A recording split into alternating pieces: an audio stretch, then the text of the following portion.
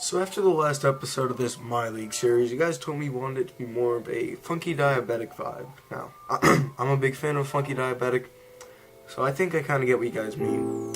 And so how do I do that? Well, I make a trade and I don't show you any footage because I'm just a great YouTuber. Basically, we traded Richard Jefferson and like a second round pick or something like that for OG and NOB, who came out of Indiana State. Now, I think what happened with him is he got drafted and he went unsigned, then he got signed free agency. He's on a freaking huge contract. It's like a 3 or $8 million contract, but I'm honestly fine with that because he does seem like somebody who could be a top 5 defender in the league someday. He's got a huge wingspan. He's a big guy. He's athletic. Even though he's coming off of an ACL injury, he still looks like he has the potential to be a great defensive player for us. Now, I'm not speaking to any footage right now, so I honestly don't remember if I started him in the first game or not, but spoiler alert, he does wind up starting later in the season, if not this game. And then we move Rudy Gay to the bench as a 6-man option. Now, I feel like this team could definitely go places. We are starting with a lineup of Lonzo Ball, who honestly has the playmaking potential to someday be averaging like 20 and 10. And maybe even this season he could be getting up towards 9 or 10 assists. It'll definitely be interesting to see how he does, especially with all the scoring ability around him. And at the 2, we got Kentavious Caldwell-Pope, who is one of my favorite players in the NBA. I just love the way he plays. He's an athlete. He's a good 3-point shooter. He'll play great defense for you. And just, night in and night out, he'll give you 10 to 15 points, 3 rebounds, and 3 assists or something like that. So it'll be nice for us to have.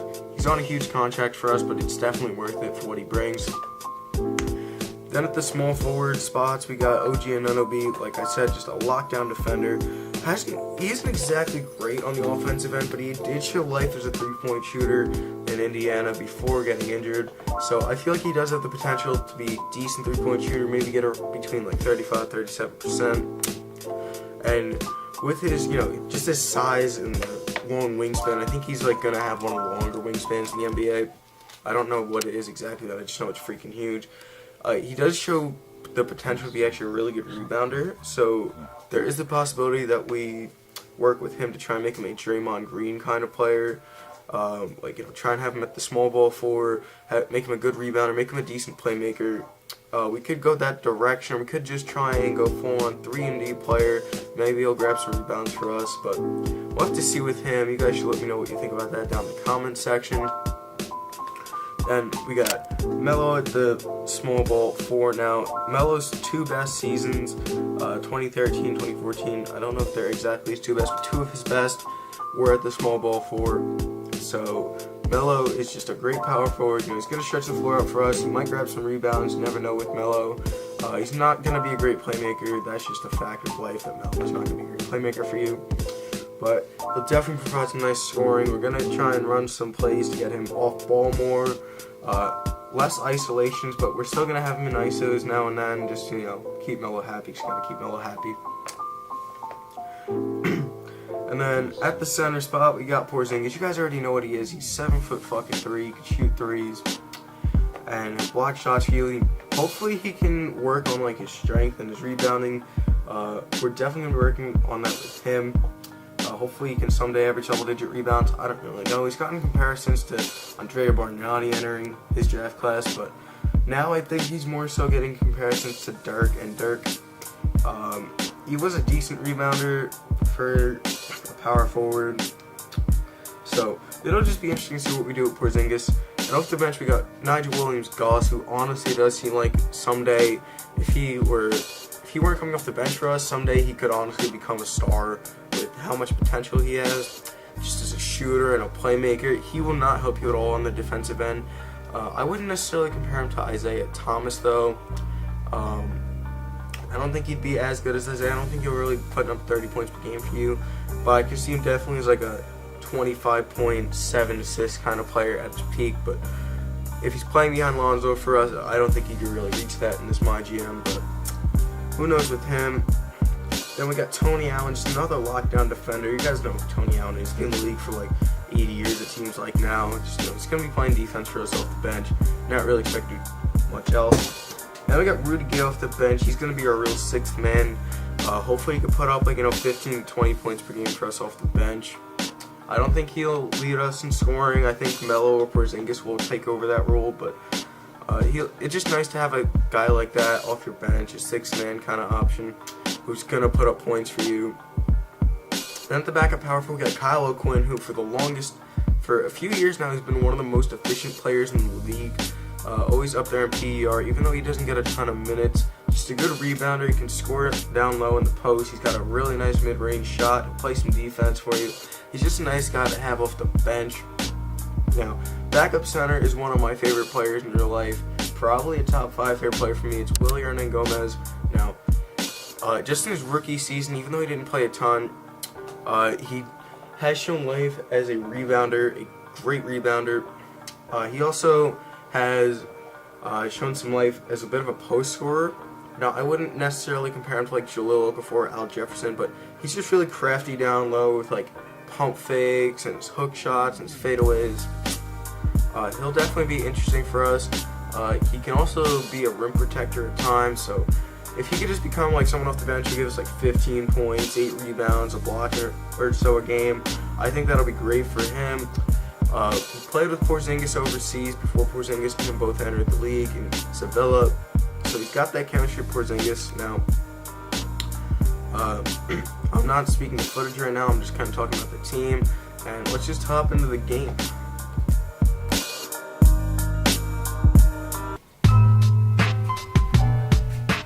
But yeah, now that I'm looking at some footage, we did actually wind up starting OG Anunoby since day one.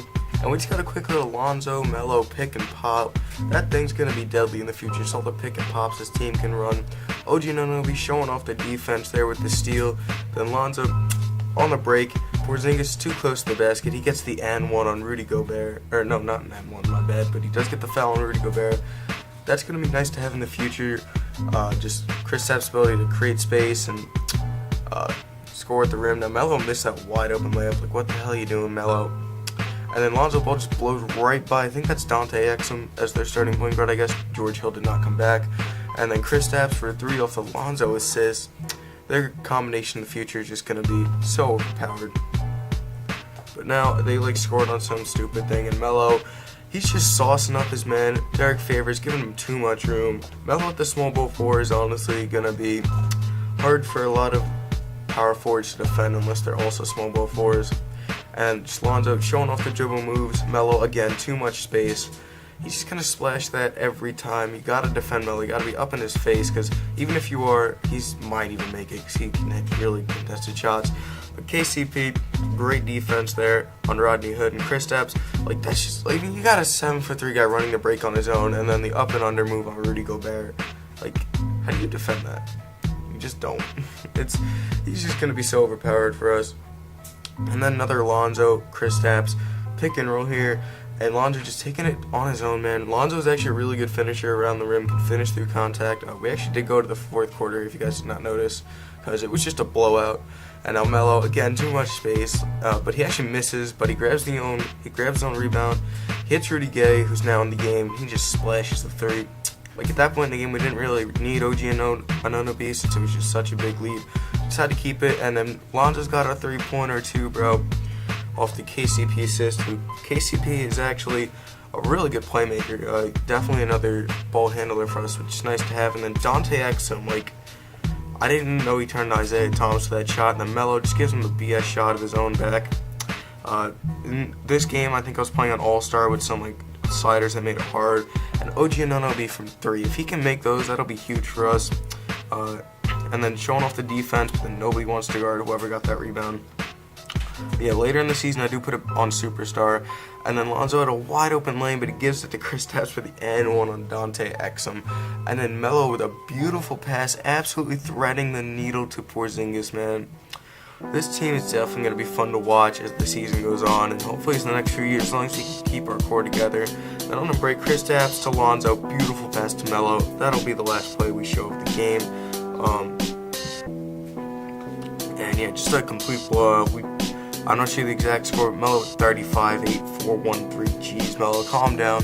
Porzingis had 21, 7, 1, and 1, and if that's what he's going to put up throughout the entire season, I'm happy with that.